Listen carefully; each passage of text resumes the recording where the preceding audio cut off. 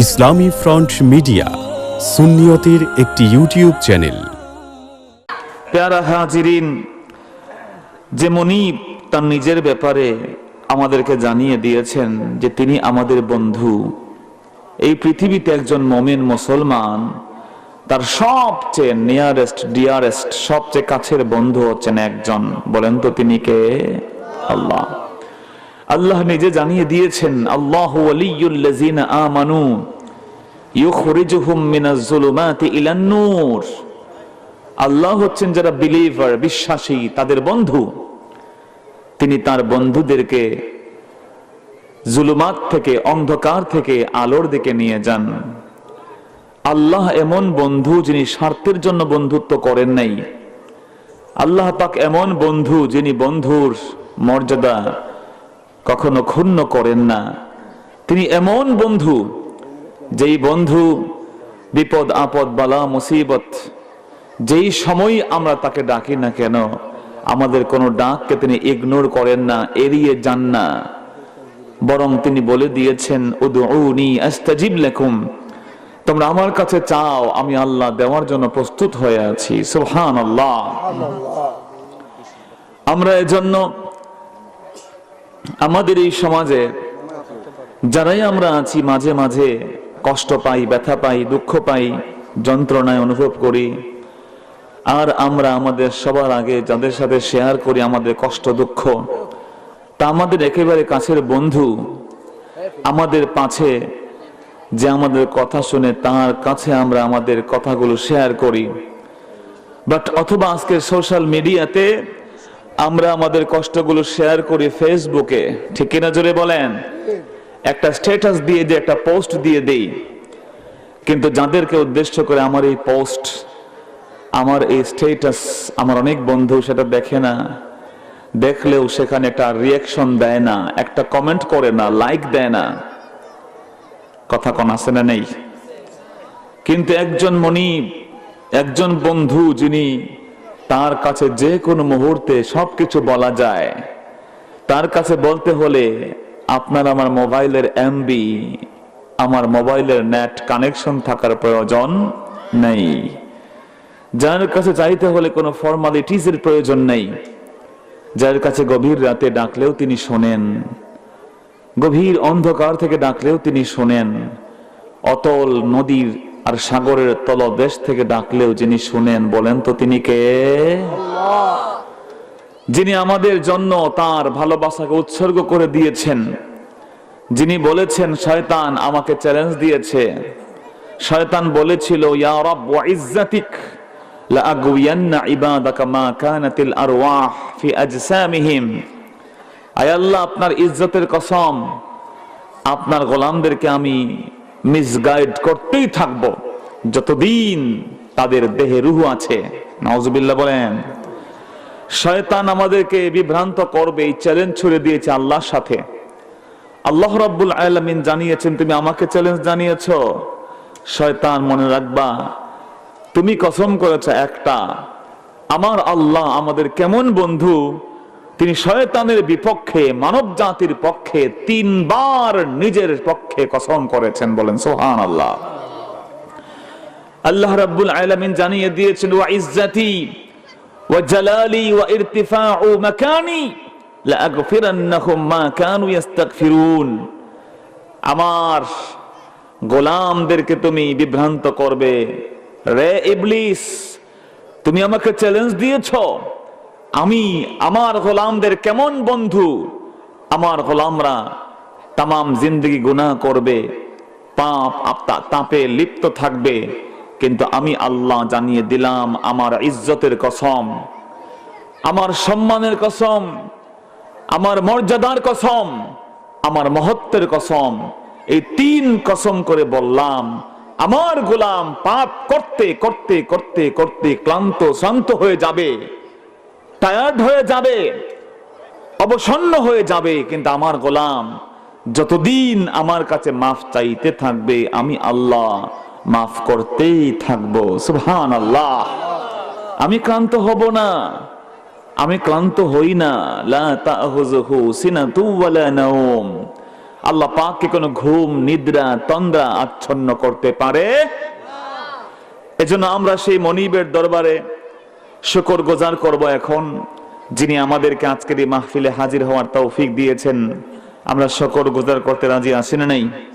তাহলে আসুন কায় মনোবাক্যে হৃদয়ের সবটুকুন আবেগ, উচ্ছ্বাস আর অনুভূতিকে উজাড় করে দিয়ে হৃদয়ের বদ্ধ কপাটকে উন্মোচন করে সকলে একবার পড়ুন কালিমাতুশ শুকর আলহামদুলিল্লাহ। লক্ষ কোটি, তার থেকেও অনেক অনেক অনেক গুণ বেশি দরুদ আর সালাম পাঠ করছি আমাদের প্রিয় নবীর প্রতি, যিনি শামসুদ্দোহা, যিনি বদরুদ্দুজা, যিনি নূরুল হুদা, যিনি হাবিবে খোদা, যিনি সৈয়দুল কাউনাইন ওয়াস সাকালাইন, যিনি সৈয়দুল আম্বিয়া ওয়াল মুরসালিন, যিনি রাসূল রাব্বিল আলামিন, আফতাবে নবুওয়াহ, শাহেনশাহ রিসালা, সুলতান মদিনা, হুজুর আকরাম, নূর মুজাসসাম, নূরুন আলা নূর, সাইয়্যিদুনা নবিয়্যুনা শফিউনা হাবিবুনা তাবিবুনা ওয়া তাবিবু কুলুবিনা ওয়া কুদওয়াতুনা ওয়া সানাদুনা ওয়া মাওলানা মুহাম্মদ সাল্লাল্লাহু আলাইহি ওয়াসাল্লামের প্রতি আজ থেকে প্রায় ১৫০০ বছর পূর্বে আল্লাহ রাব্বুল আলামিন যাকে আমাদের থেকে এতিম করে, আমাদেরকে এতিম করে দিয়ে আল্লাহ তাআলা যাকে জান্নাতের টুকরা জমিন ওই রওজায়ে আতহারে নিয়ে গেছেন, সেখানেও তিনি হায়াতুন নবী হয়ে, জিন্দা নবী হয়ে উম্মতের জন্য ইয়া উম্মতি বলছেন। যার কাছে প্রতি সপ্তাহে আমাদের আমল নামাগুলো পৌঁছাচ্ছে, আমাদের আমল নামার মধ্যে ভালো কিছু দেখলে যিনি খুশি হন, আর আমাদের আমল নামার মধ্যে কোন খারাপ কিছু দেখলে যিনি আল্লাহর কাছে ক্ষমা চান, আমরা সেই নবীর উম্মত। জোরে বলেন সুবহানাল্লাহ। সম্মানিত হাজিরিন, আমরা পবিত্র কোরআনুল কারীমের সূরাতুল আম্বিয়ার ১০৭ নম্বর আয়াত তেলাওয়াত শুনেছি। এর উপর নির্ভর করে আমরা এই সম্পর্কে কিছু কথা শুনতে চাই। আল্লাহ যেন আমাদেরকে তৌফিক দান করেন, জোরে কোন আমিন। প্যারা হাজিরিন, সূরাতুল আম্বিয়া, আম্বিয়া শব্দটি নবী শব্দের বহুবচন। জোরে বলেন, নবী শব্দের বহুবচন কি? আম্বিয়া। নবী একজন হলে তার নাম নবী, আর সব নবীকে একত্রে আল্লাহ রাব্বুল আলামিন বুঝাচ্ছেন আম্বিয়া শব্দ দ্বারা। পবিত্র কোরআন এমন এক কিতাব, এমন এক গ্রন্থ, যেই গ্রন্থ আনচ্যালেঞ্জেবল, ইউনিক, আনপ্যারালাল। এই পৃথিবীতে কোরআন কারীমের ধারে কাছেও কোনো কিতাব নাই। জোরে বলেন সুবহানাল্লাহ। এমন এক কিতাব, যেই কিতাব আল্লাহ রাব্বুল আলামিন নাজিল করার পরক্ষণেই বলছেন আলিফ লাম মিম, যালিকাল কিতাব লা রাইবা ফীহ। আলিফ লাম মিম বলার পরে আল্লাহ বলছেন এই কিতাব হচ্ছে সেই কিতাব যার মধ্যে কোনো সন্দেহও নাই। সুবহানাল্লাহ বলবেন না? এই পৃথিবীতে সব গ্রন্থকার, লেখক, এডিটর, তারা কিতাব লেখার পরে সবার আগে মুখবন্ধ দেয়, ডিসক্লেইমার দেয়। তারা বলে যে আমাদের কিতাবে কিছু ভুল ত্রুটি থাকতে পারে, প্লিজ ইনফর্ম আস, মেহেরবানি করে আমাদেরকে জানাবেন, জানালে আমরা কিতাবটাকে সংশোধন করে নিব। বাট কোরআন এমন এক কিতাব, এমন একটি পুস্তক, এমন একটি বই, এমন এক আল্লাহর জীবন বিধান, যা নাজিল করে আল্লাহ পাক চ্যালেঞ্জ ছুড়ে দিয়ে বললেন আমার এই কিতাব তো এমন এক কিতাব, যেই কিতাবে ভুল তো দূরে থাক, ভুলের ন্যূনতম সন্দেহও নাই। সুবহানাল্লাহ।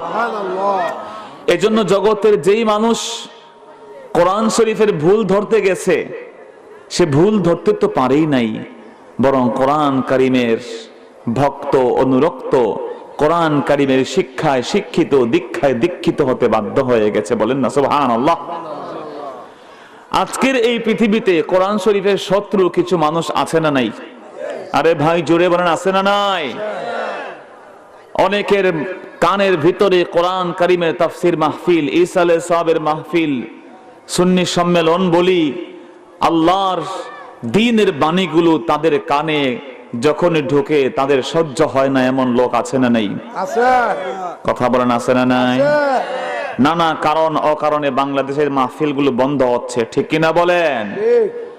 এই পৃথিবীতে কেবল অমুসলিম শক্তি নয়, বহু মুসলমান আছে যারা নামে মুসলমান, বাট কোরআন কারিমের যথোপযুক্ততা, কোরআনুল কারিমের অ্যাক্সেস, কোরআনুল কারিমের প্রবেশাধিকার তারা লিমিটেড জোনে রাখতে চান।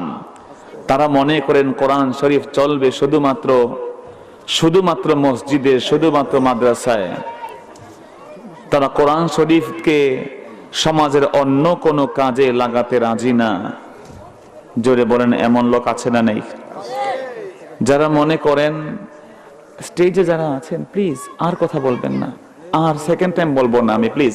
প্যারা হাজিরিন, তো আমরা যারা এই কোরআনুল কারীমের বাগানে এসেছি, শুধুমাত্র মুসলমানরা না, অমুসলিম শক্তিও তারা চেয়েছে কোরআন শরীফের যে গ্রহণযোগ্যতাকে দমিয়ে দিতে। আমার ভাইয়েরা বলেন, যারা বলে কোরআন ইজ সো কল্ড, কোরআন চলে না, কোরআন শরীফ দিয়ে জীবন চলে না, কোরআন শরীফ কেবল মসজিদ আর মাদ্রাসায় সীমাবদ্ধ, যারা কোরআন শরীফকে সেকেলে গ্রন্থ বলে, তারাও কিন্তু আজ পর্যন্ত কোরআন কারীমে ন্যূনতম ভুল আছে এমন কথা বলার সাহস পায় না। এই কথা কোন ঠিক না? বহু মানুষ মসজিদে গেলে মুসাল্লি, মাহফিলে এসে একটা ছোট্ট বক্তব্য দিয়ে তার মুসলমানিত্ব দেখা দেয়, কিন্তু আবার সেই লোক যখন মাহফিল থেকে, মসজিদ থেকে বের হয়ে যায়, কোরআন শরীফের বিপক্ষে যত আইন আর কানুন আছে, তাগুতের বিধান আছে, তার পিছনে ছোটে এমন লোক আছে না নাই? অথচ আল্লাহ সুবহানাহু ওয়া তাআলা জানিয়েছেন, ওয়া মান ইয়াকফুর বিত-তাগুত ওয়া ইউমিন বিল্লাহ ফাকাদ ইসতামসাকা বিল উরওয়াতিল ওয়াসকা। প্যারা হাজিরিন, ঈমান আনার আগে তাগুতের সাথে আপনার সম্পর্ক ছিন্ন করতে হবে। আপনার হৃদয়ে শয়তান থাকবে আর আপনি রহমানকে খুশি করবেন, আপনি রহমানকেও খুশি করবেন, শয়তানকেও খুশি করবেন, এমন কোন বিধান ইসলামী শরীয়তে খুঁজে পাওয়া যাবে? জোরে কোন যাবে? এই জন্য আল্লাহ রাব্বুল আলামিন বলেছেন, وَمَن يَكْفُرْ بِالطَّاغُوتِ وَيُؤْمِن بِاللَّهِ فَقَدِ اسْتَمْسَكَ بِالْعُرْوَةِ الْوُثْقَى لَا انفِصَامَ لَهَا। ঈমান আনার আগে তাগুতকে ছাড়তে হবে। আল্লাহ রাব্বুল আলামিন জানিয়ে দিয়েছেন, যারা তাগুতকে, শয়তানের কালাকাইনকে, শয়তানের রচিত বিধানগুলোকে যারা ছড়ে ফেলে দেয়, তারপর ঈমান আনে, তারাই আল্লাহর রজ্জুকে শক্ত করে ধরে ফেলল।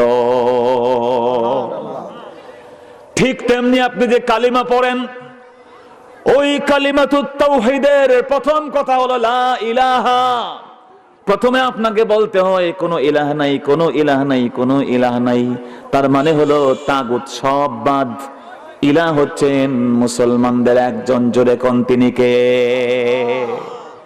লা ইলাহা ইল্লাল্লাহ, আগে নেগেটিভ। লা ইলাহা, কোনো ইলাহ নাই, কোনো শাসন নাই, কোনো বিধান নাই, কোনো বিধানদাতা নাই, কোনো শাসনকর্তা নাই, ইবাদত পাওয়ার কেউ যোগ্য নাই, যোগ্য একজন। জোরে বলেন তিনি কে? আল্লাহ। লা ইলাহা ইল্লাল্লাহর মর্ম কথা এটাই, আপনি কেবলমাত্র আল্লাহকে মানবেন আর বলবেন আমি আল্লাহর গোলাম। কিন্তু আপনি যখন আল্লাহর গোলামি থেকে বের হবেন, মসজিদ থেকে যখন বের হবেন, মাহফিলের প্যান্ডেল থেকে বের হবেন, আপনার ব্যবসা বাণিজ্য চালাতে যাবেন, সেখানে গিয়ে আপনি কোরআন চলে না, আল্লাহর বিধান চলে না বলবেন, খোদার কসম আপনি আমি মুসলমান না বরং মুনাফিক। কথা বলেন ঠিক কিনা? কিন্তু আপনাকে কমপ্লিট মুমিন হতে হবে। উদখুলু ফিস সিলমি কাফা, কমপ্লিট মুমিন, বিলিভার হতে হলে কমপ্লিট হতে হবে। অর্ধেক মুসলমান, অর্ধেক বেঈমান, এমনটা করলে তার নাম মুসলমান না, তার নাম হচ্ছে মুনাফিক। কথা কোন ঠিক কিনা? আমার মুসলমান ভাইয়েরা, ঠিক তেমনি কেবল এই দাওয়াত আমরা দেই নাই, এই একই দাওয়াত আদম থেকে নিয়ে সব নবী দিয়েছেন। সব নবী বলেছেন আনি'বুদুল্লাহ ওয়াজতানিবুত তাগুত, মজবুত। সব নবী বলেছেন আমার আল্লাহর গোলামি করো, আর পৃথিবীতে যত তাগুত আছে তাদেরকে লাথি মেরে ফেলে দাও। আল্লাহু আকবার বলে। এজন্য আমরা যারা মুসলমান হতে চাই আর দাবি করি মুসলমান, কিন্তু আমার মধ্যে কুফরি আমল আখলাক, আমার মধ্যে আল্লাহর বিরুদ্ধে যারা চলে তাদের লেবাস পোশাক, আমার ব্যবসা তাদের মতো, আমার রাজনীতি তাদের মতো, আমার সমাজনীতি তাদের মতো, আমার সমস্ত তন্ত্র মন্ত্র আল্লাহর বিরোধীদের সাথে মিল আছে, আর মসজিদে এসে খালি আল্লাহ করলাম আর মাদ্রাসায় এসে আল্লাহর নাম নিলাম, খোদার কসম এতটুকুই যথেষ্ট হতে পারে? জোরে বলেন পারে? এজন্য আল্লাহ রাব্বুল আলামিন জানিয়ে দিয়েছেন أحسب الناس أن يتركوا أن يقولوا آمنا وهم لا يفتنون আল্লাহ বলছেন তারা কি মনে করে, মানুষ কি মনে করে এতটুকুই যথেষ্ট যে আমরা বলবে আল্লাহ আমি তোমার উপর ঈমান এনেছি, আর তাকে এমনিতেই ছেড়ে দেওয়া হবে পরীক্ষা ছাড়া? তাকে এমনিতে উইদাউট এনি টেস্ট, কোনো টেস্ট করা হবে না, এমনি ছেড়ে দেওয়া হবে? মানুষ কি তা মনে করে? আল্লাহ বুঝাই দিয়েছেন না, ইমানের পথে চলতে হলে এত সহজ নয়। ইমানের পথে চলতে হলে আল্লাহর পক্ষ থেকে পরীক্ষা আসবে, আল্লাহর পক্ষ থেকে বিভিন্ন প্রকারের বালা মুসিবত আসবে। ওই সময় আল্লাহর পথে অবিচল ইমান রাখতে হবে। ঠিক কিনা জোরে কন? এই জন্য আপনি মনে করিয়েন না যে আমাকে তো আল্লাহ ভালো রেখেছেন, মসজিদে গিয়ে আমি নামাজ পড়লাম আল্লাহর জন্য, আমি মাদ্রাসায় গিয়ে দু চারটা কথা বললাম, আমি মসজিদে আল্লাহর ঘরের মুসল্লি, আর ঘর থেকে বের হয়ে যখন গেলাম বিয়ের একটা অনুষ্ঠানে নাচ গান হচ্ছে, ওটাও তো করা লাগে, কমর দুলিয়ে নাচলাম, আমি মুসলমান হতে পারলাম না। ঠিক কিনা বলে? আমি কেমন মুসলমান? আইয়াকুলু আমান্না, ও আল্লাহ আই বিলিভ অন ইউ, আমি তোমাকে বিশ্বাস করেছি, এতটুকু কেবল মুখে বলা। আল্লাহ সেজন্য বলেছেন ওয়া মিনান নাস মাইয়াকুলু আমান্না বিল্লাহি ওয়া বিল ইয়াউমিল আখির ওয়া মা হুম বিমুমিনিন। প্যান্ডেলের এই বাম পাশে অনেক বাচ্চারা আছে, কথা বলছে, কমিটির লোক যারা আছেন মেহেরবানি করে বসিয়ে দেন। ভাই, আমরা যারা কথা বলি আমাদের আসলে কষ্ট হয়, আর আমরা খুব আশপাশে কথা বললে আমরা কথা বলতে পারি না। হয়তো আমি কথা বলবো আপনার সাথে, কিন্তু দিল থেকে কথা আসবে না। মাহফিলটা শেষ করে দিব এমনিতেই, জাস্ট ফর্মালিটি রক্ষার জন্য। আর যারা কমিটির যুবকরা আছো, এই ছোট্ট বাচ্চাদের বুঝাই নিয়ে আসো, ধমক দিও না। ওরাও তো আমাদের কথা শুনতে ওদের প্রয়োজন আছে। তোমরা যে আশপাশে এসে কথা বলছো, চিল্লা চিল্লি করছো, তোমাদেরও কষ্ট আমাদেরও কষ্ট। এজন্য কমিটির ভাইয়েরা, আমি এই কথা আর দ্বিতীয়বার বলবো না, আমি হয়তো কথা বলে চলে যাব, বাট আমরা যারা মাদ্রাসায় পড়াই, সকাল থেকে ক্লাস নিতে হয়, প্রতিদিন প্রায় দিনই দুটা মাহফিল থাকে। এটা আমাদের কারণে না, বরং আপনারা ভালোবাসেন বা যে কোনো কারণেই হোক একটু কষ্ট হয়।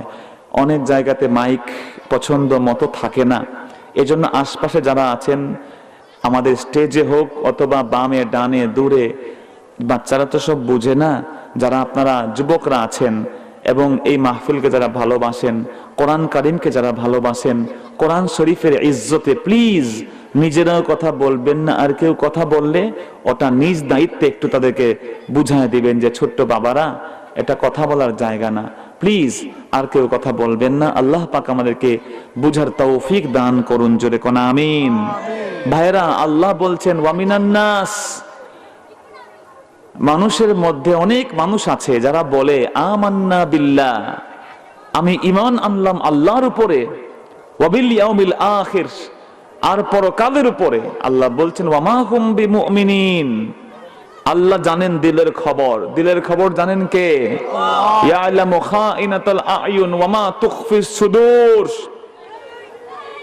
চোখের ইশারায় কে কি বলল তাও জানেন যিনি, এবং হৃদয়ের খবর জানেন তিনি। জোরে বলেন তিনি কে? আল্লাহ জানিয়ে দিচ্ছেন ওয়া মা হুম বিমুমিনিন, এরা মোটেও মুমিন নয়, মুসলমান নয়, কেবল মুখে তারা বলছে ইমানদার। আমার মুসলমান ভাইরা সেজন্য প্রকৃত ঈমানদার হওয়াই লাগবে। বহু মানুষ মুখে ঈমানের দাবি করবে, তারা আসলে মুমিন না। এজন্য আল্লাহ রাব্বুল আলামিনের এই জগতের বুকে যারা আল্লাহর দ্বীন ইসলামের পক্ষের কথা বলবে আমি মুসলমান, আর যদি ওই কোরআন শরীফকে স্তব্ধ করতে চায়, খোদার কসম কোরআন শরীফ তাদেরকে আল্লাহর দরবারে আসামি বানায় দিবে। ঠিক কিনা বলে? কিন্তু আজকের এই যুগে যারা আল্লাহর কোরআনকে সেকেলে মনে করে, সো কল্ড ব্যাকডেটেড মনে করে, তারাও বলতে পারে না যে কোরআন শরীফে কোনো ভুল আছে। সুবহানাল্লাহ বলবেন না? কারণ কোরআন শরীফকে রক্ষার দায়িত্ব নিয়েছেন কে? ইন্না নাহনু নাযালনা যিকরা ওয়া ইন্না লাহু লাহাফিজুন। নিশ্চয়ই এই কোরআন শরীফকে আমি আল্লাহ নিজে নাজিল করেছি, আর এই কোরআন শরীফের দায়িত্ব আমি আল্লাহ নিয়ে নিয়েছি। সুবহানাল্লাহ। আল্লাহ যার দায়িত্ব নেন তাকে কেউ কি ধ্বংস করতে পারবে? মিটিয়ে দিতে পারবে? তা আজকে যে কোরআনের বাগান সেজেছে, এই মাদ্রাসায় কোরআন শরীফের শিক্ষার্থীরা আছে না নাই? এরা আল্লাহর পক্ষ থেকে এক একটা ফেরেশতা। সুবহানাল্লাহ বলে। এমন আল্লাহর নূরের ফেরেশতা তারা, যেই আল্লাহর গোলামগুলো কোরআন শরীফ বুকে নিয়ে যখন হেঁটে যায়, যেই পথ দিয়ে হেঁটে যায়, রাসূল বলে দিয়েছেন ওয়া ইন্নাল মালাইকাতা লাতাদউ আজনিহাতাহা রিদান লিতালিবিল ইলম। তালিবুল ইলম, কোরআনের সৈনিক, যেই রাস্তা দিয়ে যেই পথ দিয়ে হেঁটে যায়, জান্নাতের নূরের ফেরেশতারা তাদের পায়ের নিচে জান্নাতের চট বিছিয়ে দিতে থাকে। ভাই, আপনাদের কি বিশ্বাস হয় এই কথা? আপনারা রাসূলকে বিশ্বাস করেন কি করেন না? তাহলে বুঝবেন যে এরা যে মূল্য কত, কত ভ্যালিড, কত সম্মান তাদের, কত অনার। রাসূল বলেছেন খায়রুকুম মান তাআল্লামাল কুরআনা ওয়া আল্লামাহ। বেস্ট অ্যামং ইউ, তোমাদের মধ্যে সবচেয়ে উত্তম হচ্ছে তারা যারা কোরআন পড়ে এবং অন্যকে পড়ায়। সুবহানাল্লাহ বলবেন না ভাইরা? এই কোরআন কারীমের ছাত্রদের মাধ্যমে আল্লাহ পাক দিয়েছে, তারা একটা সময় কোরআন শরীফের মুরিদ হয়ে গেছে। আমি প্রায়ই বলি, হাফেজি মাদ্রাসাগুলোতে আসলে ইংল্যান্ডের বুকে একবার ঘটেছে এমন ঘটনা। আল্লাহর এক গোলাম কোরআন শরীফকে চেঞ্জ করেছে। নাউজুবিল্লাহ বলেন। জের কে জবর, জবর কে জের, বা কে নুন, নুন কে বা, তা কে ইয়া, ইয়া কে তা, উপন্যাস করে ফেলছে সব। দেখে বুঝার কায়দা নাই যে কত চেঞ্জ সে করেছে এর মধ্যে। কিন্তু কোরআন শরীফ চেঞ্জ করার মাত্র 2 দিন পরে আল্লাহর গোলাম কালেমা পড়ে মুসলমান হয়ে গেছে। সুবহানাল্লাহ। জিজ্ঞেস করা হলো, why do you accept Islam? কেন তুমি ইসলাম গ্রহণ করেছো? But you have change the Quran. তুমি তো কোরআন চেঞ্জ করেছিলে বাবা। সে তখন জবাব দিল, আমি কেবল কোরআন চেঞ্জ করি নাই, আমি এই পৃথিবীতে আসমানি যে ডিভাইন বুক গুলো আছে সবগুলো পরিবর্তন করেছি। তাওরাত, ইনজিল, জাবুর বলো, old testament, new testament, Bhagavad Gita, Ramayana, জিন্দা ব্যস্তা একটা বাদ দেই নাই। নাউজুবিল্লাহ কহন। I have changed the whole divine books of the world. আমি পৃথিবীর সব আসমানি কিতাব চেঞ্জ করছি। কিন্তু হিন্দুদেরকে দিয়ে দিলাম ভগবত গীতা, রামায়ণ, ত্রিপিটক, কি বলে এগুলো দিলাম। কি চেঞ্জ করছি? মাস যায়, বছর যায়, যুগ যায়, কইতে পারে না। দিলাম তাওরাত ইহুদিদেরকে, হেরাও বলতে পারে না। ইনজিল দিলাম খ্রিস্টানদেরকে, তাদেরও কোনো খবর নাই। ঘন্টা যায়, দিন যায়, সপ্তাহ যায়, মাস যায়, কোথায় পরিবর্তন করেছি কেউ বলতে পারে না। কিন্তু অবাক করা বিষয় হলো, কোরআন শরীফকে বড় সূক্ষ্ম সূক্ষ্ম ভাবে পরিবর্তন করার 24টা ঘন্টা যায় নাই। 24 ঘন্টার মধ্যে একটা ছোট্ট শিশু এসে আমাকে বলল, uncle, this is not our কোরআন।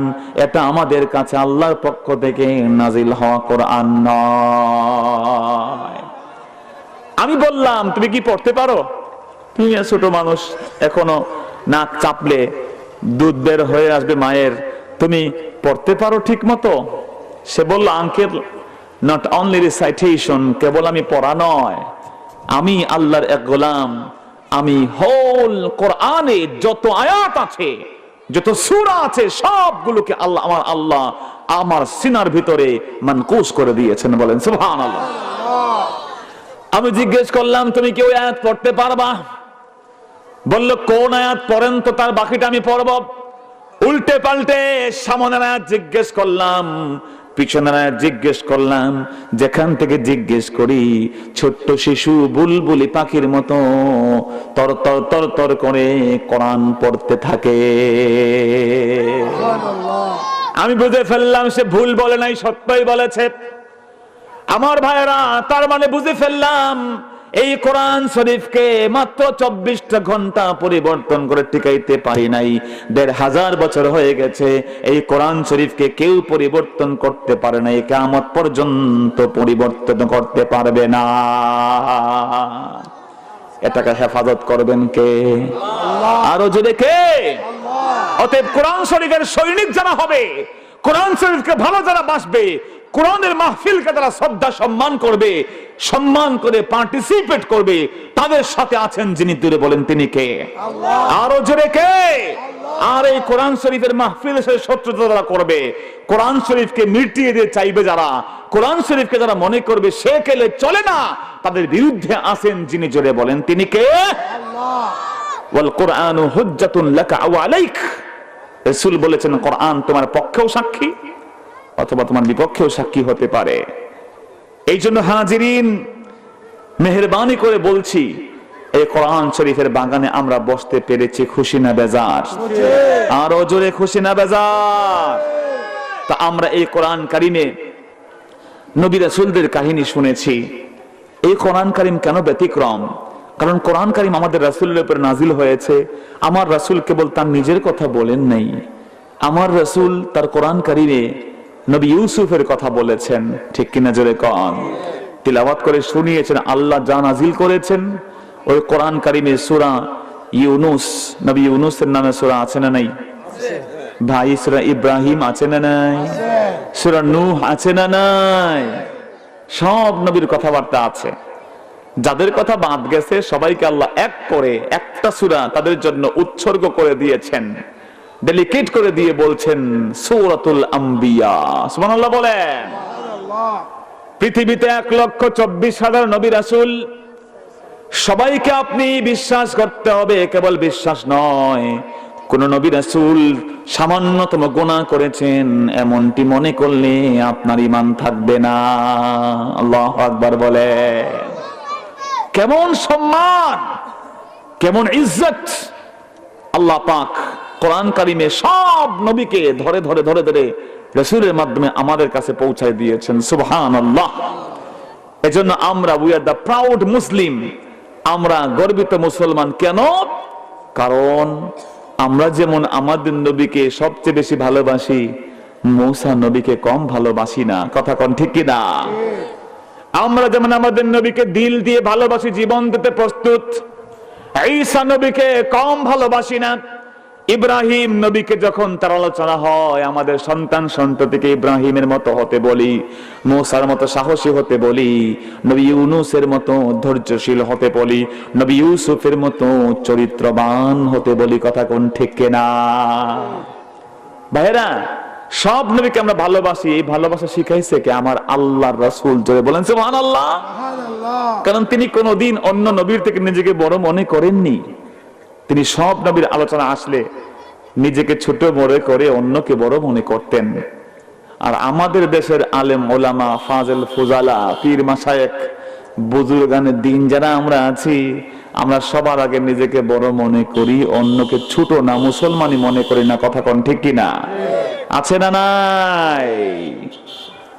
আমার মুসলমান ভাইয়েরা, একবার এক ইহুদি আমার রাসূলের কাছে এসে জবাব দিল, বিচার দিল, ইয়া মুহাম্মদ ইকদি বাইনানা, আমাদের মধ্যে ফয়সালা করে দেন। রাসূলুল্লাহ তাকিয়ে দেখলেন ইহুদির গালটা ফুলে আছে, 5 আঙ্গুলের ফিঙ্গার প্রিন্ট পড়ে আছে। কথা বুঝছেন নাই? আঙ্গুলের দাগ পড়ে আছে গালে। হুজুর আমাকে তো মেরেছে, আপনার সাহাবী বিচার করেন। রাসূল জিজ্ঞেস করলেন, সাহাবী এর মারছো কেন? কই হুজুর সে বলে ফেলেছে আলহামদুলিল্লাহিল্লাযী ফাদ্দালা মূসা আলাল আলামিন, ওই আল্লাহর প্রশংসা যিনি মূসাকে সব নবীর উপরে প্রাধান্য দিয়েছেন, সবার উপরে তিনি শ্রেষ্ঠ মানুষ বানিয়েছেন। আমি জিজ্ঞেস করলাম, আওয়া আলা নবিয়িনা মুহাম্মদ, আমাদের বন্ধু আমাদের নবী মুহাম্মদের চেয়ে কি মূসা সেরা নাকি? ইহুদি তখন বলছে, হ্যাঁ of course, absolutely, Musa is the best, Musa হচ্ছেন সবচেয়ে উত্তম, ইভেন এমনকি তোমাদের নবীর থেকেও শ্রেষ্ঠ। এই কথা যখন বলেছে আমি সহ্য করতে পারি না রাসূল, আমি হাত তুলে ইমানের জোরে থাপ্পড় লাগাই দিয়েছি। আল্লাহু আকবার বলেন। আমরা হলে বলতাম ভালো করছস, দাঁত একটা ফালাস নাই কেন? কথা কোন ঠিক কিনা? আমি সরকারি দল হলে বিরোধী দলের দাঁত একটা ফালাই দিলে খুব খুশি হতাম। বিরোধী দল হলে সরকারি দলের ক্ষতি হলে আমি খুশি হই। এটা আমাদের ন্যায়সার চরিত্র। আমার হুজুর সেরা, আরেকজনের হুজুর সেরা তো ভালো, উনি কোনো আলেমই না, উনি জাহেল মূর্খ। এই হচ্ছে আমাদের স্বভাব। মুরিদদের মধ্যে মারামারি আছে না নাই? পিটাপিটি আছে না নাই? কিন্তু আমার নবী বললেন, না না সাহাবী, খবরদার এমনটা করো না। তুমি কি জানো মূসা নবীকে, খবরদার ওয়ালা তুখাইয়ুনি বাইনাল আম্বিয়া, নবী রাসূলদের উপরে আমি মুহাম্মদকে কোনদিন বড় মনে করতে পারবে না। ও আমার সাহাবীরা শোনো, কিয়ামতের দিন সবার আগে আমাকে আল্লাহ তুলবেন। সবার আগে আমি যখন মাথা তুলবো, বেহুশ হয়েছিলাম তামাম পৃথিবীর মানুষ। আমি যখন হাঁটবো কেউ নাই, হঠাৎ করে গিয়ে দেখবো আমার আল্লাহর আরশে আজিমের নিচে আমার বন্ধু মূসা একটা পিলারের মধ্যে হেলান দিয়ে দাঁড়িয়ে আছে। আমি জানি না মূসাকে মনে হয় আল্লাহ বেহুশি করে নাই, সুবহানাল্লাহ। কারণ মূসা নবী বেহুশ হয়েছিলেন কোথায়? তুর পর্বতে। কথা কোন ঠিক কিনা? তার মানে আল্লাহ রাব্বুল আলামিন নবী মূসাকে আমার রাসূল কত ভালোবেসেছেন। তিনি বলেছেন, খবরদার তোমরা ইউসুফের থেকে আমাকে বড় মনে করো না। নবী ইউসুফ 7 বছর 7 মাস 7 দিন 7 ঘন্টা 7 মিনিট তিনি জেলখানায় ছিলেন। রাসূল বলছেন, আমি 7 দিন জেলখানায় থাকলে কি করতাম জানি না। সুবহানাল্লাহ। নবী ইউনূস 40টা দিন মাছের পেটে ছিলেন।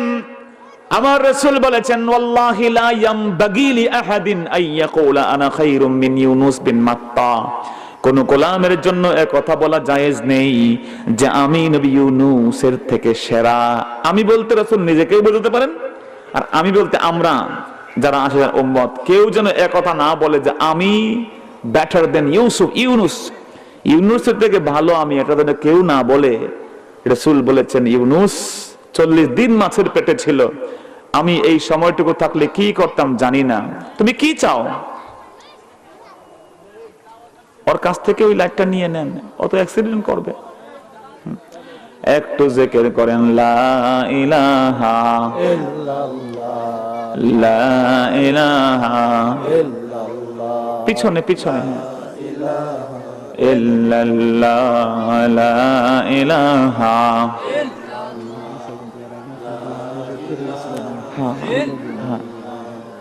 লা ইলাহা লা ইলাহা ইল্লাল্লাহ মুহাম্মাদুর রাসূলুল্লাহ সাল্লাল্লাহু আলাইহি ওয়াসাল্লাম। ভাইরা, এই যে ছোট বাচ্চার হাতে লেজার লাইট, শুনেন আমি একটা কথা বলি, শুনেন, এগুলো কিন্তু পারমিটেড না। আমরা যারা বিমানে মাঝে মাঝে চড়ি, তাদের অনেক কষ্ট হয় রাতের বেলা। এই দেশেই, আর পৃথিবীর কোন দেশে আছে কিনা জানি না এই অসভ্যতা, লেজার লাইট বিমানের পাইলটকে লক্ষ্য করে মারে। এই ঢাকা শহরে অসংখ্য জায়গা থেকে বিমান যখন উড়ে যায়, আমরা ফ্লাইটে বসে জানালার পাশে বসে দেখি খালি লেজার লাইট মারে। আমি ভাবলাম যে হয়তো এটা পারমিটেড অথবা লিগ্যাল কোনো ওয়েতে তাদের কোনো সিগন্যাল দিচ্ছে। একজন যে হোস্ট, এয়ার হোস্টেস যারা, জিজ্ঞেস করলাম যে ইট ইজ পারমিটেড, এটা কি আপনাদের কোনো সিগন্যাল? বলে না, এটা খুব ডিস্টার্বিং। এরা এইভাবে মেরে পাইলটের দৃষ্টি আকর্ষণ করে, দৃষ্টিকে বিভ্রমে ফেলতে চায়। একজন পাইলট যে একটা ধ্যানে বিমান চালাচ্ছে, এরা এইভাবে লেজার লাইট মেরে তার মেন্টালিটিকে অন্যদিকে নিতে চায়। এজন্য এটা কেবল ছোট অপরাধ না, এটা মারাত্মক গুনাহের কাজ, ভয়ঙ্কর অন্যায়। আপনি হয়তো ছোট্ট মনে করছেন, অতএব যেই জিনিস যার হাতে যাওয়া উচিত না এটা দিবেন না, এর আলো অনেক দূরে যায়। আমি আপনাকে কি বললাম, মিনিমাম একটা বিমান 15,000 ফিট উপর দিয়ে যায়, মিনিমাম লোকাল ফ্লাইটের কথা বলছি, ঢাকা থেকে চিটাগাং, সিলেট, যশোর, বরিশালে 14-15,000 ফিট উপরে। ওই ওঠার আগে যখন তারা মোটামুটি 1-1.5 হাজার ফিট উপরে ওঠে, তখন এইভাবে লেজার লাইটগুলো মেরে দৃষ্টি বিভ্রমের চেষ্টা করা হয়। আমাদের এই দেশে আর কোথাও আমি দেখি নাই বা শুনি নাই, দুঃখজনক ব্যাপার। আল্লাহ পাক যেন হেফাজত করে আমাদেরকে, জোরে করে আমিন। এই দেশটাকে আল্লাহ তার রহমত দিয়ে হেফাজত করছেন। তা নাহলে এইভাবে এই কাজ করলে আরো বড় বড় দুর্ঘটনা ঘটতে পারত। একটা বিমান ক্রাশ হলে কেউ বাঁচার সুযোগ নাই ভাই। এই জন্য এই যে লেজার লাইটটা ঠুনকো বিষয় না। যার ছেলে যার মেয়ে এই ধরনের লেজার লাইট ইউজ করে তাদেরকে আপনারা সাবধান করবেন, খবরদার। এটা আইনত দণ্ডনীয় অপরাধ। আল্লাহ পাক বুঝদান করুক, জন্য কোন আমিন। ভাইরা আমার, আমরা বলছিলাম কোরআনুল কারীমের যে প্রত্যেক নবীকে আমার নবী নিজের থেকে বড় মনে করতেন, কিন্তু আমার নবীকে বড় করেছেন কে? আরো জোরে কে? সূরা আম্বিয়ার 107 নম্বর আয়াত আল্লাহ রাব্বুল আলামিন জানিয়ে দিয়েছেন, ওয়ামা আরসালনাকা ইল্লা রাহমাতাল লিল আলামিন। বন্ধু মুহাম্মদ সাল্লাল্লাহু আলাইহি ওয়াসাল্লাম, আমি আল্লাহ আপনাকে কেবলমাত্র গোটা বিশ্ববাসীর জন্য রহমত করে পাঠিয়ে দিয়েছি। সুবহানাল্লাহ। as a mercy, as a blessings for the whole universe, গোটা বিশ্ব জগতের জন্য হে রাসূল আমি আপনাকে রহমত করে পাঠিয়েছি। সুবহানাল্লাহ বলবেন না? এজন্য আমাদের নবী হচ্ছেন গোটা জগতের জন্য রহমত। জোরে বলেন কি রহমত? এমন রহমত যে আল্লাহর হাবিবের এক্সট্রা কিছু কোয়ালিটি আল্লাহ পাক দিয়েছেন যা অন্য কাউকে দেন নাই। আমার নবীর প্রথম একটা গুণ হচ্ছে তিনি খাতামুন নবিয়্যিন। জোরে বলেন কোন নবী? তিনি শেষ নবী। আরো জোরে কি নবী? শেষ নবী। আমার নবীর পরে আর কোন নবী পৃথিবীতে আসবেন? জোরে কোন আসবেন? আল্লাহ রাব্বুল আলামিন জানিয়ে দিয়েছেন, মা কানা মুহাম্মাদুন আবা আহাদিম মির রিজালিকুম ওয়ালাকিন রাসূলুল্লাহি ওয়া খাতামান নাবিয়্যিন। মুহাম্মদ সাল্লাল্লাহু আলাইহি ওয়াসাল্লাম তোমাদের কোন পুত্র সন্তানের পুরুষের তিনি পিতা নন, বরঞ্চ তিনি আল্লাহর রাসূল এবং শেষ নবী। সুবহানাল্লাহ বলেন। আমার নবী হচ্ছেন তামাম পৃথিবীতে এমন এক নবী যেই নবীর নামটা আমার আল্লাহ নিজে রেখেছেন। সুবহানাল্লাহ বলেন। মুহাম্মদ অতি প্রশংসিত। আল্লাহ রাব্বুল আলামিন তার নবীর নিজের নাম নিজে রেখেছেন। কখনো নবীকে নাম ধরে ডাকেন নাই, ইয়া মুহাম্মদ বলেন নাই, ইয়া আহমদ বলেন নাই। সব নবীকে আমার আল্লাহ নাম ধরে ডেকেছেন।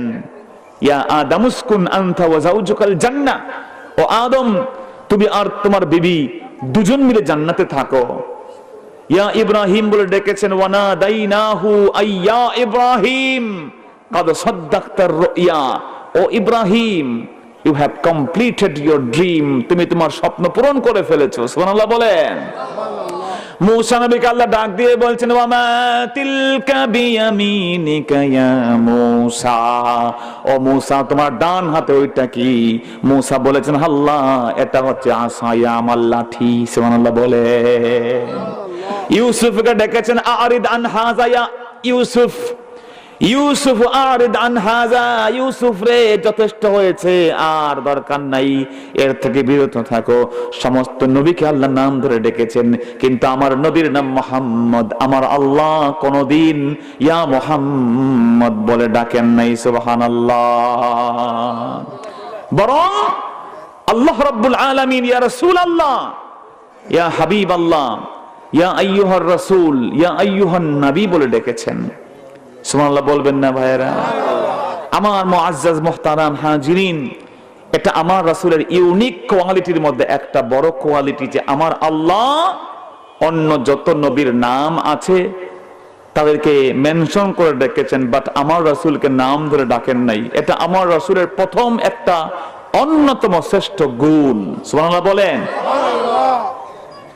এখন যে প্রশ্ন হয় নামটা কেমন নাম, মুহাম্মদ কেমন নাম? আমি বলবো এই পৃথিবীতে মোহাম্মদ সবচেয়ে সেরা নাম, সুবহানাল্লাহ বলবেন না? কিন্তু আপনি আমার সাথে তর্ক করতে পারেন, আপনার দলিল আছে, আপনি বলতে পারেন মোহাম্মদ শ্রেষ্ঠ নাম কে হয় কেমনে? এর সপক্ষে তো নবীজি কিছু বলেন নাই। নবীজি বলেছেন আফদালুল আসমাই ইলাল্লাহ আও আহাব্বুল আসমাই ইলাল্লাহি আব্দুল্লাহ ওয়া আব্দুর রহমান। একটু মনোযোগ দিয়ে শুনবেন, পৃথিবীতে সবচেয়ে বেস্ট নেম টু আল্লাহ সুবহানাহু ওয়া তাআলা ইজ আব্দুল্লাহ এন্ড আব্দুর রহমান। আল্লাহ রাসূল বলছেন আল্লাহর কাছে সবচেয়ে বেশি প্রিয় নাম হচ্ছে আব্দুল্লাহ এবং আব্দুর, বলেন না ভাই, আব্দুল্লাহ এবং আব্দুর রহমান। তা আপনি আমার সাথে বিতর্ক করলে আমি বিতর্ক করতে চাই না, কারণ বাংলাদেশে বিতর্কের বহসের রেকর্ড আছে না নাই? কি রেকর্ড কি ভালো না খারাপ? বহস নিয়ে মারামারি আছে না নাই? একজন গাছতলায়, একজন টয়লেটের কোনায়, দুজন ফেসবুকে আমি বিজয়ী আমি বিজয়ী, কথা কোন ঠিক কিনা? লাঠি শুটা নিয়ে মারামারির নাম হচ্ছে বহস, কেতাবের গাড়ি নিয়ে যাওয়ার নাম হচ্ছে বহস, চাপা মারার নাম হচ্ছে বাংলাদেশের বহস, কথা কোন ঠিক কিনা? এই জন্য পেয়ারা হাজিরিন, বহস খারাপ জিনিস না। বহস মানে রিসার্চ, অ্যানালাইসিস। চ্যালেঞ্জ, এক আলেম আরেক আলেমকে ওপেন মাইকে চ্যালেঞ্জ দিলাম তোমাকে, আই ক্যান চ্যালেঞ্জ। এই যে পাগলামি বাংলাদেশে হচ্ছে ভাইয়ের, এই জন্য আমি কখনো বহস বা বহসের চ্যালেঞ্জ ব্যক্তিগতভাবে খুব একটা পছন্দ করি না। এটা আমার ব্যক্তিগত অপিনিয়ন, আপনি ভিন্ন মত পোষণ করতেই পারেন, কারণ বহসের মূল উদ্দেশ্য হচ্ছে সত্য উদ্ঘাটন, অ্যানালাইসিস, রিসার্চ। একটা মাসআলা নিয়ে আপনার আমার মধ্যে বেজে গেল, আমরা দুজন বসে কোরআন সুন্নাহ নিয়ে ঘেটে ঘেটে যেটা সঠিক তা মেনে নিব, যেটা সঠিক জনগণকে বুঝিয়ে বলবো, তার নাম বহস। তার নাম কি জোরে কন? এই বহস নবী রাসূলদের মধ্যেও হয়েছে। সবচেয়ে অবাক করা বহস হয়েছে নবী আদম সাথে হযরত মূসা আলাইহিস সালাতু ওয়াস সালামের, সুবহানাল্লাহ বলেন। আল্লাহ রাসূল বলছেন সূরা সহিহ আল বুখারীর কিতাবুত তাফসীরের মধ্যে, ইহতাজ্জা আদম মূসা, আদম নবী মূসা নবীর উপরে বিজয় লাভ করলেন। কেমনে বিজয় লাভ করলেন? দুজনের মধ্যে বহস হলো, মুরাজা, ডিবেট হয়ে গেল। মূসা বনি ইসরাইলের যন্ত্রণা সহ্য করতে করতে করতে করতে ত্যক্ত বিরক্ত হয়ে বললেন, বাবা আদম, যা করেছেন সব আপনার কারণে। কথা বোঝেন নাই? আদম বাবা, আপনি বেহেশতে ওই দিক যাইয়াই আমাকে যত ফ্যাসিলিটির মধ্যে ফালাইছেন। ফ্যাসিলিটি মানে ওই অর্থে ফ্যাসিলিটি না, মানে বিপদে ফেলছেন আপনি আমাদেরকে। আদম বলেন, এই বেটা পুলা, আমি তোর আব্বা, হুশ করে কথা ক, আমি কি বিপদে ফেললাম? মূসা নবী বললেন, আব্বা আপনি কি করছেন আমি কি জানি না? বুঝছেন, সব জানি আমি। ওই যে আল্লাহ বলছেন, ওয়ালা তাকরাবা হাযিহি শাজারাতা ফাতাকুনা মিনাজ জালিমিন। কি মনে আছে আব্বা? হযরত আদম সব স্বীকার করলেন, ঠিকই তো, সব ঠিক আছে, কিন্তু আমার ছেলে তুমি বলো আমার ব্যাপারে এগুলো পাইছো কোথায়? সবগুলো খুলে খুলে বলো। মূসা বললেন, ও আব্বা আদম, আমি একটাও দলিল ছাড়া কথা কই না, বহস করতে হলে দলিল লাগে জানি। আমার এই কিতাবের মধ্যে, তাওরাতে আপনার সব কাহিনী লেখা আছে। আল্লাহু আকবার। দলিল দিয়ে দিয়েছেন মূসা। আর বহসটা কিন্তু স্বপ্নে হয় নাই, খোদার কসম, বহসটা হয়েছে সমস্ত উলামায়ে কেরাম প্রায় একমত। সবাই বলছেন কানাতিল মুরাজাআ মুজাসামাতান, মূসা আর আদম সরাসরি সশরীরে ডিবেটটা হয়েছিল। সুবহানাল্লাহ কইবেন না? আপনি প্রশ্ন করতে পারেন যে কেমনে আদম রইছে কবে, মূসা রইছে কবে, দুজনের দেখা হইল কেমনে? দুইজন তো কবরে। আমার ভাইরা, আমাদের আকীদা কি আমাদের নবীরা সব মরে পচে গেছেন? আমাদের নবীরা কি মুর্দা? আমাদের নবীরা জিন্দা, ঠিক কিনা বলেন? আল্লাহ বলছেন শহীদদেরকে মুর্দা বলিও না, শহীদরা জিন্দা। শহীদরা কি জোরে বলেন? শহীদদের জন্য আইন কানুন আলাদা। শহীদরা মৃত্যুর কোনো স্বাদ পায় না, মৃত্যুর কোনো দুঃখ পায় না। শহীদরা মরে যাওয়ার পরে তাদের ওই লাশের গোসল দেওয়া লাগে না, বরং ওই শহীদদের দাফন কাফন হয় রক্তাক্ত সে জামা দিয়ে। আর ওই জামা দিয়ে বিনা গোসলে তাদেরকে যখন কবর থেকে তোলা হয়, জান্নাতের পাখি বানায়া উঠায় দেন কে? খালি একজন শহীদকে আল্লাহ গোসলের স্পেশাল ব্যবস্থা করেছিলেন হানজালাকে, ঠিক কিনা বলেন? হানজালা যিনি একদিন কাঁদছেন, আবু বকর সিদ্দিক দেখলেন হানজালা কান্দে। হানজালা লিমাজা তাবকি, কাঁদছো কেন হানজালা? হানজালা বললেন, আরে আবু বকর সিদ্দিক নাফাকা হানজালা, হানজালা তো মুনাফিক হয়ে গেছে। কেন মুনাফিক হয়ে গেছো? কারণ কি রে হানজালা? হানজালা কি বলছো, মুনাফিক হয়ে গেছো মানে কি? তুমি নবীর প্রিয় সাহাবী। কয় ও আবু বকর, নাকুনু মা রাসূলিল্লাহি সাল্লাল্লাহু আলাইহি ওয়াসাল্লাম ইউযাক্কিরুনাল জান্নাতা ওয়ান নার, আমাদেরকে আল্লাহর নবী জান্নাত জাহান্নামের কথা বলেন, তার কাছে যখন থাকি কাআন্না রা'য়াল আইন, কেমন যেন আমরা দুই চোখে জান্নাত জাহান্নাম দেখছি, জান্নাতের জন্য পাগল হয়ে যাই, জাহান্নাম থেকে বাঁচতে চাই। নবীর কাছে থাকলে আমাদের দিলের হালটা এমন হয়ে যায়। সুবহানাল্লাহ বলবেন না? আরে ভাই, আল্লাহর ওলিদের কাছে গেলে, পীর মাশাইখদের কাছে গেলে দিল একরকম থাকে, আর ওনাদের কাছ থেকে বের হয়ে বাজার ঘাটে গেলে, বন্ধু বান্ধবের কাছে গেলে আরেক রকম হয় কি হয় না? কি বিশ্বাস আছে না নাই? আপনারা ওলি আল্লাহ বিশ্বাস করেন তো ভাইয়েরা? আবার ভণ্ড ওলি আল্লাহ কিন্তু না, ঠিক কি না কন? যারা বলে আমার মুরিদ হলে তোরে বস্তায় ঢুকে জান্নাতে নিয়ে যাবো, যা কাম কমে সমস্যা নাই, নাউজুবিল্লাহ বলবেন না? সারসিনার বর্তমান হুজুর কিবলাও তো বলেন যে আমার কাছে আসো আমাকে পাওয়ার জন্য না, আমার কাছে আসবা পাইতে একজনকে, তিনি কে? যদি আমার মন জয় করতে আসো আল্লাহকে পাবা না, আর আল্লাহকে পাইতে আসতে সব পেয়ে যাবা। সুবহানাল্লাহ। বর্তমান হুজুর এটা বলেন। আরে বাবা, এজন্য ওলি আল্লাহদের সাথে সঙ্গী হতে আল্লাহ বলেছেন কুনু মা'আস সাদিকিন, সত্যবাদীদের সাথী হও, আল্লাহ ওয়ালাদের সাথী হও। আমার ভাইয়েরা, আল্লাহর ওয়ালি হওয়ার জন্য এই সমস্ত শর্তগুলো একটু আগে আলোচনা হয়েছে মাগরিবের পরে, সেদিকে আমি যাব না। বিনয়ের সাথে এতটুকু বলি, আমার রাসূলের সাহাবী বলছেন রাসূলের কাছে থাকলে বড় ভাল লাগে, একটু ডিটাচ হলে মনটা কেমন হয়, এটা তো মুনাফিকের লক্ষণ। আবু বকর সিদ্দিক সরল মানুষ, তিনি গোপন করেন নাই, কয় ও হানজালা তুমি যা বলছো তা তো আমারও হয়। সুবহানাল্লাহ বলে, চলো আমরা নবীর দরবারে যাই, গিয়ে আমাদের দিলের বিষয়টা ওয়াজাহাত করি। রাসূল আমাদের তো মুনাফিক হয়ে গেলাম কিনা? রাসূল শুনে শুনে মুস্কি হাসলেন, বললেন মাজা তাকুল ইয়া হানজালা, হানজালাটা কি তুমি বললা? লাউ তাদুমুনা আলাল হালিল্লাতি তাকুমুনা ইনদি, ও আমার সাহাবী হানজালা রে, তোমরা আমার কাছে থাকলে যেই দিলের হাল থাকে, এই হালটা যদি 24টা ঘন্টা থাকে, লা সাফাহাতকুমুল মালাইকাতু ফি মাজালিসিকুম ওয়া তুরুকিকুম ওয়া আলা ফুরুশিকুম। আমার সাহাবী হানজালা, আমার কাছে থাকলে তোমার দিল যেমন নরম চরম থাকে, ভালোবাসার একটা দিল থাকে, দিলের মধ্যে আল্লাহর ভয় থাকে, জাহান্নামের ভয় থাকে, জান্নাতের প্রেম ভালোবাসা থাকে, এই অবস্থা 24টা ঘন্টাই যদি থাকতো, তাহলে আসমানের নূরের জান্নাতি ফেরেশতারা তোমাদের রাস্তাঘাটে, তোমাদের বিছানাগুলোতে, তোমাদের মজলিসগুলোতে এসে তোমাদের সাথে হ্যান্ডশেক করতো, মুসাফাহা করতে তোমাদের সাথে। বরং বিষয়টা এমনই হবে রে হানজালা, মাঝে মাঝে আল্লাহর কাজ করতে হবে, মাঝে মাঝে পরিবারের কাজ করতে হবে, মাঝে মাঝে সমাজের সংস্কারের কাজ করতে হবে। সুবহানাল্লাহ বলেন। সেই হানজালা রাদিয়াল্লাহু তাআলা আনহুর বিয়ে হলো যেই রাতে, তার লাইলাতুজ জাফাফ, বিয়ের রাত, বাসর রাত, সেই রাতের পরেই শুরু হলো উহুদের যুদ্ধের স্লোগান।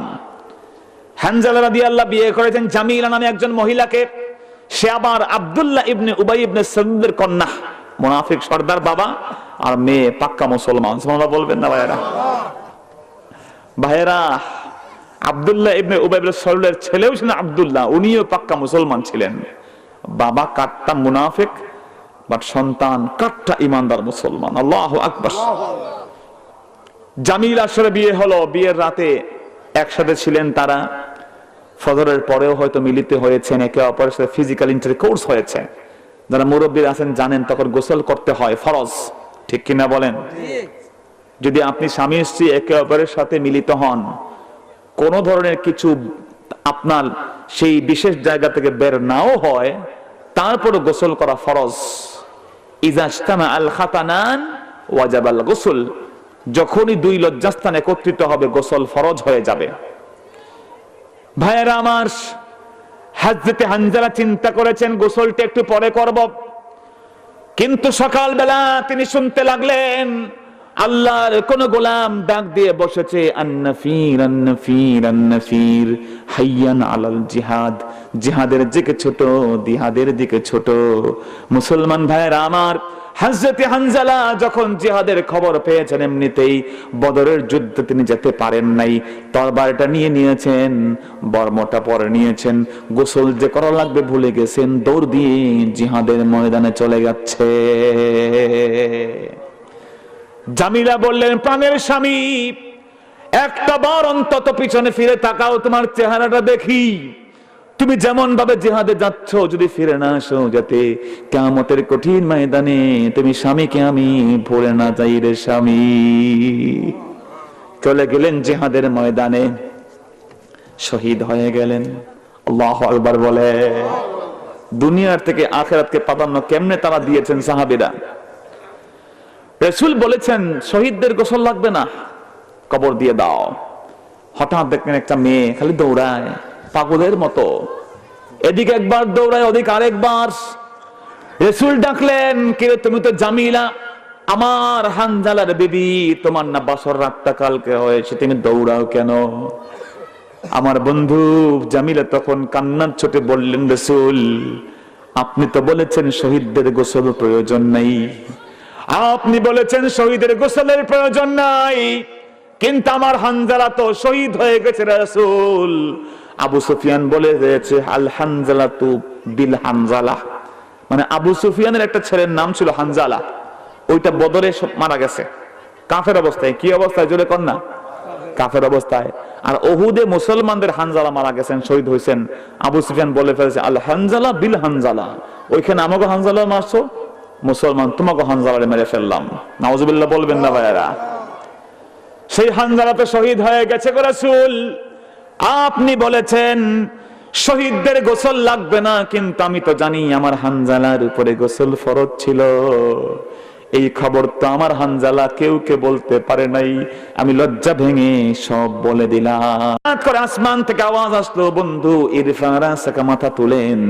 আমার রাসূল আকাশের দিকে তাকিয়ে দেখলেন আল্লাহর নূরের ফেরেশতারা জান্নাতি পানি দিয়ে হানজালাকে প্রথম আসমানে গোসল করিয়ে দিচ্ছে। বললেন, যাও জামিলা, তোমার স্বামীর গোসলের ব্যবস্থা আর কেউ করে নাই, ওহুয়া গাসিলুল মালাইকা, আমার হানজালা এই দুনিয়ায় বসে আমি আকাশে সব দেখতে পাই। সুবহানাল্লাহ বলে।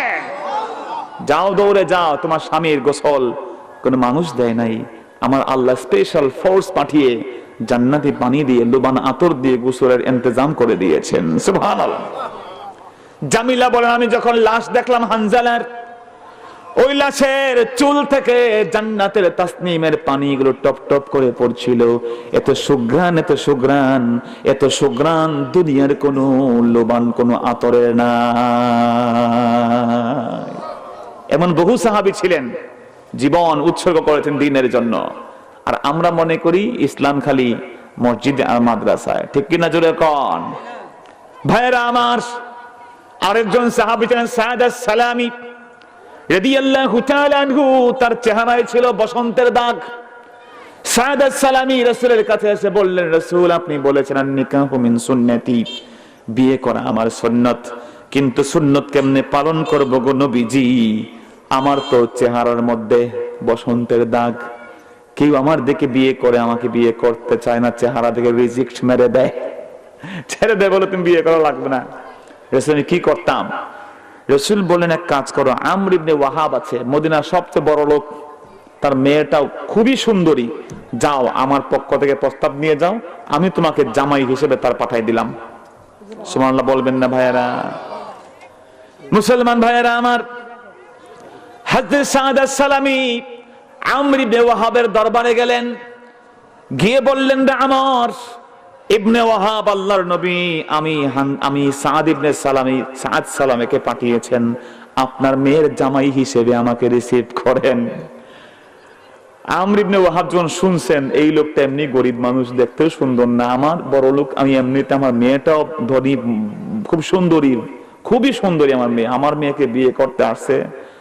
ভাইয়েরা আমার, বাপের যে স্নেহ মেয়ের প্রতি এমন ধমক দিয়েছেন, বেটা বেয়াদব, পথ দেখো নাই, বাড়ি দেখো নাই, আর জায়গা দেখো নাই, বেয়াদবি করতে আসছে, তারাই দিলেন। কিন্তু ভাইয়েরা, মানুষের কলব, মানুষের হৃদয় সবসময় এক হালে থাকে না। মাঝে মাঝে ছোট্ট কথা মনে গেঁথে যায়, দিল জয় করে ফেলে, ঠিক কিনা বলে? মেয়ে তখন ভিতর থেকে শুনে ফেলেছে। মেয়ে দৌড় দিয়ে বের হয়ে এসে বলল, বাবা আপনি করলেন কি? আল্লাহু আকবার বলেন। রে বাবা, আপনি কি জানেন সাদ সালামি কে? সেটা মুখ্য বিষয় না, ভাইটাল ইস্যু হলো সাদ সালামি কে। আখির জামানার সর্বশ্রেষ্ঠ নবী, সবচেয়ে বড় নবী আমার নবী পাঠাই দিয়েছে। ও বাবা, আপনি পাগলামি করিয়েন না, দৌড়ে যান, নবীর কদমে গিয়ে ক্ষমা চান, আর বলে দেন, ও আল্লাহর নবী, আমার মেয়ে সাদা সালামিকে বিয়ে করতে এগ্রি আছে।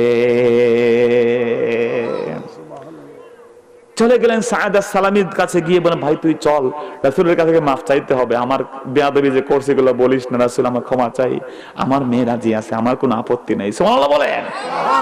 সাদ, বিয়ে করবা 600 দিরহাম দিয়ে দাও। সাদ সালাম করে, হুজুর আমি কি খালি একটু খালি চেহারা মেহারা কি খালি অসুন্দর, আমার তো টাকা পয়সাও নাই। আল্লাহু আকবার বলেন। রাসূল বললেন, this is a marriage ceremony, এটা বিয়ের অনুষ্ঠান। এই সাহাবীরা কারা আসো, দাও সাদকে কিছু হেল্প করো, বিয়ে করবে আমার সাহাবী। কেউ আর পাইতে থাকো না, চাঁদা দিতে দিতে দিতে দিতে 600 দিরহাম তো হইছে, বিয়ের শাড়ি, লেহেঙ্গা, গহনা, কসমেটিক সব কালেক্ট হয়ে গেছে। সুবহানাল্লাহ কোন। উনি টাকা নিয়ে গেছেন বাজার করতে। বাজার যখন করতে গেছেন, গিয়ে দেখলেন সব কিছু প্যাকেট করা হয়েছে। এখন তিনি মাত্র পেমেন্টটা দিবেন। কি দিবেন জোরে কোন? পেমেন্ট, টাকা দিবেন, বিল পরিশোধ করবেন। হঠাৎ করে আমার বন্ধু শুনলেন কোন একজন সাহাবী এসে ডেকেছেন, আল জিহাদ আল জিহাদান নাফিরান নাফির ইয়া খলিলাল্লাহ ইদকাবি। ও আল্লাহর বন্ধু, জিহাদের ডাক এসে গেছে, ছুটে যাও জিহাদের ময়দানে। আমার বন্ধু সাদ সালামি ইনে ফিক্সে পড়ে গেলেন, ডায়লামার ভিতরে পড়ে গেলেন। চিন্তা করলেন, একদিকে আরবের সবচেয়ে সুন্দরী নারী, সবচেয়ে বড় লোকের জামাই আমি, আরামের বিছানা, সুন্দরী বিবি, সবকিছু প্রস্তুত আছে, আরেকদিকে জিহাদের ময়দান, ওখান থেকে বেঁচে আসতে পারবো কিনা জানি না, আনসার্টেন। কিন্তু আল্লাহর নবীর সাহাবীর দিলের ভিতরে দুনিয়ার উপরে আখিরাতকে তিনি প্রাধান্য দিয়ে দিলেন। তিনি বললেন, ও দোকানদার, যা সম্পদ তুমি রেখেছো ওটা রেখে দাও, বিয়ে কল মাসতেও করা যাবে, আর এই টাকাটা দিয়ে তুমি এই মুহূর্তে আমার জন্য একটা বর্ম দাও, তরবারি দাও, আমি এখন ছুটলাম নবীজির সাথে আল্লাহর পথে জিহাদে। প্রবল বিক্রমে জিহাদ করলেন, ময়দানে কেতালে কাফেরদের সাথে জিহাদ করতে করতে একটা সময় জমিনে লুটিয়ে পড়লেন। ভাইয়ের আমার, শাহাদাতের পানি পান করে জান্নাতি হয়ে গেলে।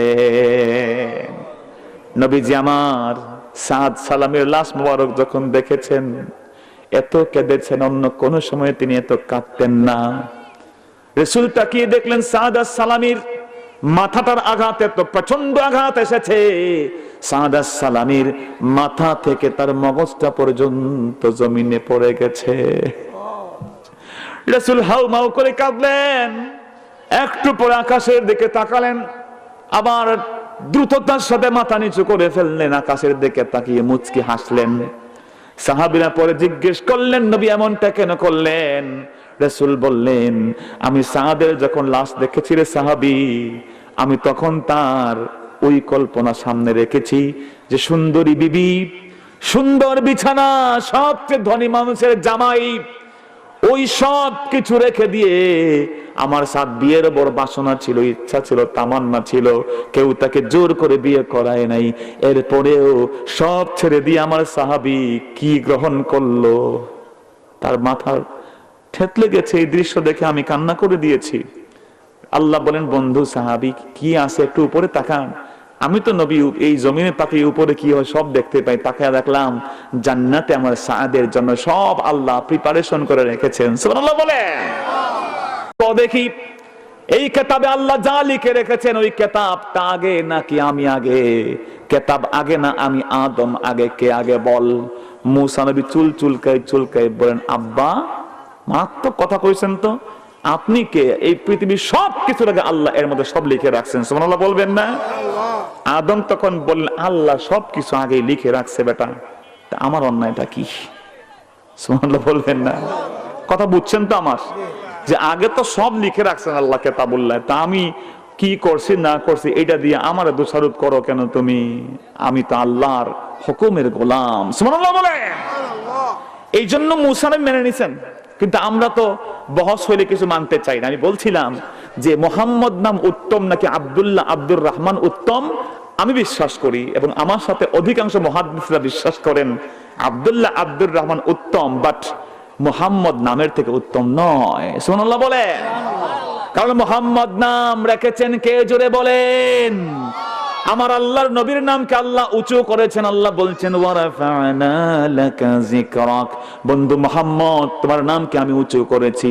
দুলোকে বুলোকে গ্রহ নক্ষত্রে আজানে একামতে নামাজের ভিতরে আমার আল্লাহর নামের সাথে আমার নবীর নাম আছে না নাই? কালিমায়ে তাওহীদে নবীর নাম আছে না নাই? কালিমায়ে তাওহীদে কালিমায়ে তাইয়্যিবাতে আমার রাসূলের নাম আল্লাহ তার নামের সাথে লিখে দিয়েছেন। নিজে বলছেন ওয়ারাফা'না লাকা যিকরাক, বন্ধু তোমার নামকে তোমার জিকিরকে আমি আল্লাহ উঁচু করে দিয়েছি। সুবহানাল্লাহ। আল্লাহ জানিয়ে দিয়েছেন ওয়া ইযা যুকিরতু যুকিরতা মাই, দুলোকে ভুলোকে গ্রহ নক্ষত্রে আমি আল্লাহকে যেখানে ডাকা হবে, যেখানে আল্লাহর নাম আছে সেখানে নবীর নাম আছে না নাই? তো আমার নবীর নাম সবচেয়ে ইউনিক নাম, তাকে আল্লাহ কখনো নাম ধরে ডাকেন নাই। এজন্য আমাদের নবীর নাম আমাদের নামের সাথে আছে না নাই? এই নাম রাখছে কেটা? আব্বা আম্মা শুধু রাখে নাই, এই নাম রাখা শিখিয়েছেন আমাদের আউলিয়া কেরাম। কথা কোন ঠিক কিনা? সৈয়দ আহমদ বেরলভী রাহমাতুল্লাহর সন্তান ছিলেন কারামত আলী জৈন। সুন্নিয়তের স্বার্থে ভিডিওটি লাইক, কমেন্ট ও বেশি বেশি শেয়ার করুন। ধন্যবাদ।